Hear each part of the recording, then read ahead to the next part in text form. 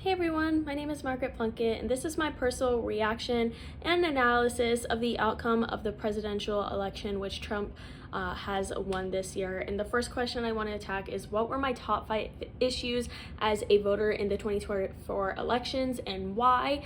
My top issues specifically were gun laws, economy, inflation, healthcare and abortion, and education. These were my main issues that influenced who I ended up voting for in the end game, and all of these issues directly impact my quality of life and well-being moving forward. So I thought it was really important to keep these things in mind as I voted this year.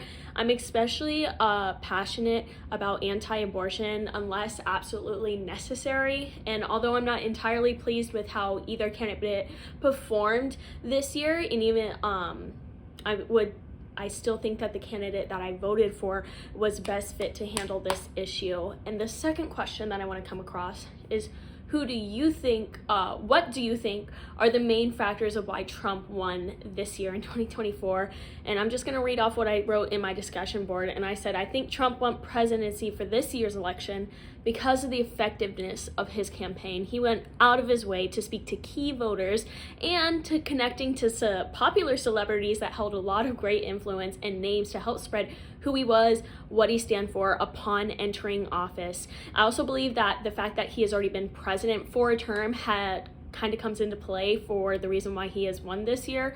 And although most people can agree as Trump voters that he's not entirely well behaved and he does say a lot of radical things, I believe he won because of what he had to offer and then what he has already proved capable of handling. And I feel like he is more capable of handling this time's issues that we're currently going through in America than the latter. And then what were the main factors of why I believe that Harris lost presidency this year? And I believe that sexism did play a factor into the loss of her presidency, as we have never had a female president yet. But I also think that she never made a huge effort to separate herself from President Biden. And a lot of the Democratic Party can agree that they would not have chosen to re-elect Biden and didn't particularly care for Biden. So I feel like this really negatively impacted her run as president because she never made a huge effort to separate any of his policies and move and make herself known as not just someone who took over for him in this run for presidency, but as someone who's a completely different candidate. I think that she didn't make a significant effort to separate herself from Biden's policies and to present her own. I think that most Democratic voters can agree with this point.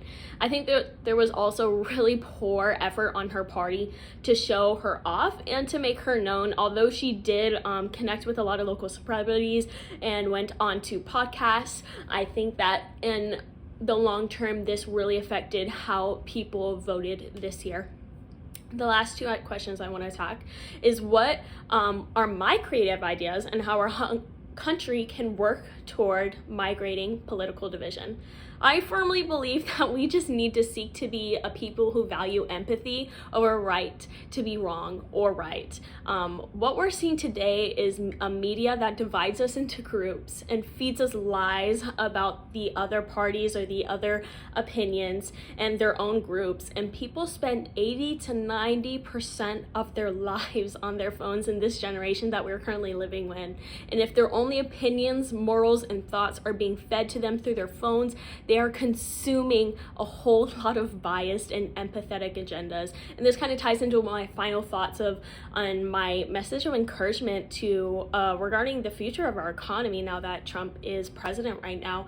And I'm just going to say, at the end of the day, Jesus is still king and he sits on the throne. No matter who is in office at the end of this election, life would have remained the same for most, but there will be a lot of changes that will come across time. During this time, there's so many that are struggling, and that prayer, and I want to say that prayer needs to become your first priority if you are a person who is struggling during this change in election. Opinions do not need to break relationships and do not be consumed by the agenda of the enemy who seeks to divide, destroy the empathy that lives within us. And to conclude, that is my personal analysis and just general thoughts about this year's election. Thank you.